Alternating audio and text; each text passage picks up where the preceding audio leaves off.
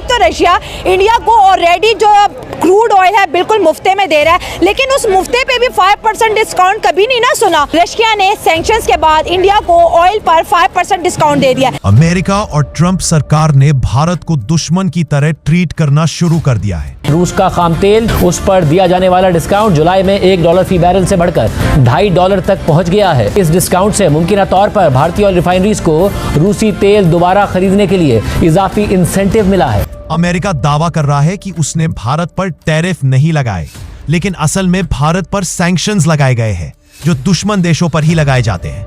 If the Indian goods are facing difficulties entering the US market, the Russian market is, would welcome Indian imports to the most extent possible.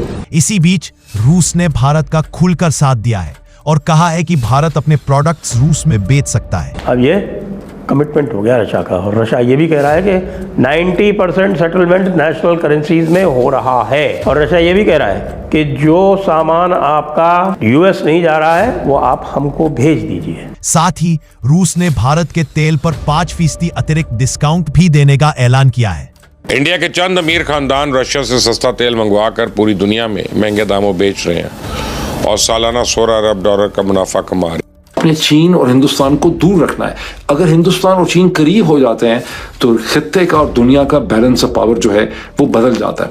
Donald Trump को किसी बात के लिए Nobel peace prize मिले या ना मिले, लेकिन कई वर्षों बाद चीन और भारत को करीब लाने के लिए जरूर मिलना चाहिए। अमेरिका के लगाए गए टेररिस्ट प्रतिबंधों का भारत की अर्थव्यवस्था पर कोई खास असर नहीं पड़ेगा, और सबसे बड़ी बात, अब चीन भी भारत के साथ खड़ा हो गया है अमेरिका के खिलाफ। चीन के वजीर खारजा वांग यी के 2 रोजा दौरा भारत के अख्तिताम पर सामने आए, जहां उन्होंने भारत के कौमी सलामती के मुशीर अजीत डोल के साथ दहाइयों पुराने सरहदी तनाज़े को हल करने के लिए बातचीत की। नमस्कार, जय हिंद। एक्सप्रेस न्यूज इंडिया में आपका स्वागत है।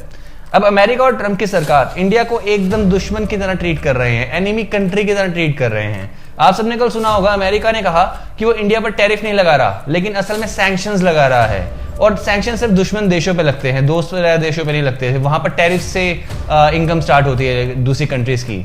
ये सब ट्रंप एक तरह से अपनी ईगो के चक्कर में कर रहा है, इंडिया के खिलाफ अपनी शायद दुश्मनी बढ़ा रहा है। कुछ समझ में नहीं आ रहा है कर क्यों रहा है। ये सारे जियोपॉलिटिकल जितने भी लीडर्स हैं, जितने भी नोन पर्सन है, सबको नहीं पता ये क्यों कर रहा है। कोई तुक भी नहीं बन रही इस चीज करने की। मतलब सैंक्शन इंडिया पर लगाना ये कोई सही बात नहीं है।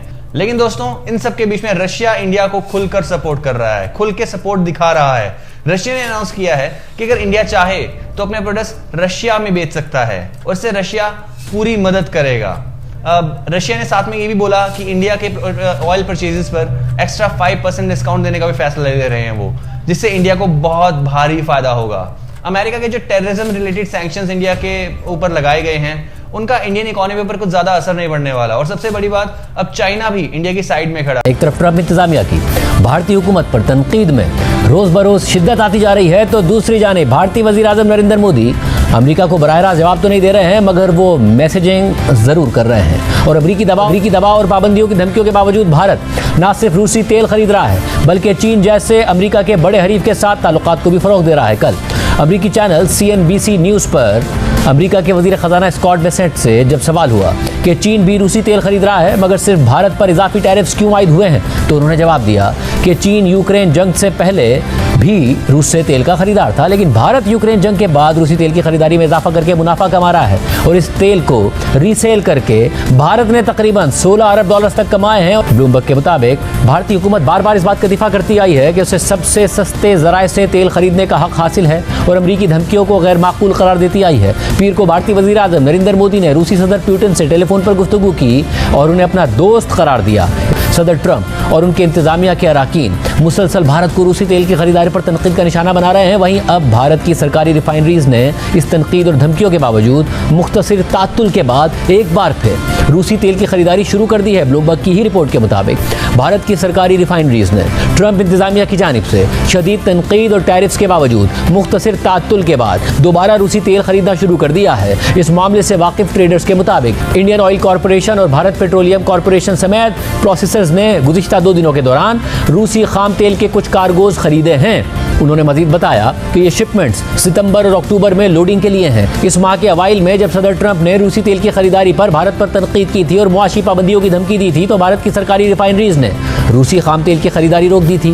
भारत ने जुलाई के आखिर में अपने प्रोसेसर से कहा था कि वो ऐसे मंसूबे तैयार करें जिनके जरिए रूसी तेल की फराहमी बंद होने की सूरत में ओपेक प्लस प्रोड्यूसर्स पर इन्हिसार कम किया जा सके, यानी भारत की खाम तेल की दरामदात को डाइवर्सिफाई किया जा सके। अमेरिकी सदर ट्रंप के मुशीर बराए तिजारत पीटर नेवारो ने पीर को फाइनेंशियल टाइम्स में कॉलम में लिखा कि रूसी दरामदात में इजाफे की वजह भारत की मकामी ज़रूरियात के बजाय वहाँ की बड़ी ऑयल लॉबी की मुनाफाखोरी है। इसके अलावा अमेरिकी वजीर खजाना स्कॉट बेसेंट ने दावा किया कि भारत के कुछ अमीर तरीन खानदान रूसी तेल की खरीदारी से फ़ायदा उठा रहे हैं और उन्होंने भारत पर टैरिफ बढ़ाने के मंसूबे को दोहरा दिया। ट्रेडर्स के मुताबिक इस सूरत हाल में रूस का खाम तेल जो उसके मगरबी पोर्ट से बरामद होता है, उस पर दिया जाने वाला डिस्काउंट जुलाई में $1 फी बैरल से बढ़कर अब ब्रेंट ऑयल के मुकाबले में $2.50 तक पहुंच गया है। ट्रेडर्स ने मजीद बताया कि इस डिस्काउंट से मुमकिन तौर पर भारतीय ऑयल रिफाइनरीज को रूसी तेल दोबारा खरीदने के लिए इजाफी इंसेंटिव मिला है। इसके साथ ही भारतीय वजीर आजम नरेंद्र मोदी अमेरिका के सबसे बड़े हरीफ चीन के साथ ताल्लुकात को मजीद फरोग दे रहे हैं। कल नरेंद्र मोदी की चीनी वजीर खारजा वांग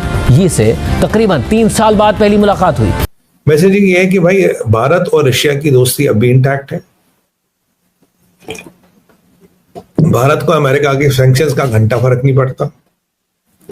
भारत रशिया के साथ अपने मैत्रीपूर्ण संबंध बनाए के नहीं रखेगा, बल्कि अब उनको एनहांस करने की बातें करेगा, उन्हें दूसरे लेवल की तरफ ले जाएगा।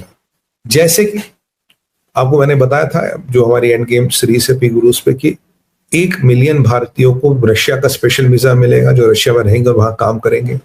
इस साल तक करीब 71-72 हजार वीजा मिल चुके हैं, बाकी वीजा इन प्रोग्रेस है। ये पहली बार ऐसा हुआ है। दूसरी बार क्या हुआ साहब कि रशिया में एक बहुत बड़ी अपॉर्चुनिटी खुल रही है भारत के लिए। देखिए रशिया में रशियनों की एक समस्या कि हमारा हजारों करोड़ रुपए भारतीय रुपया यहाँ एस्क्रो में रखा, हम उसका क्या करें।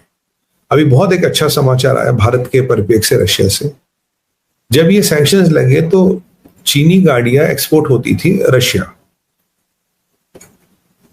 सैंक्शंस लगने के बाद इनका एक्सपोर्ट बहुत ज्यादा बढ़ गया। पहले वहां रशियनों की पसंद थी जर्मन गाड़ियां, अमेरिकन गाड़ियां, जापानीज गाड़ियां, पर जब वहां सैंक्शंस लगे तो इन सबकी सप्लाई हो गई बंद।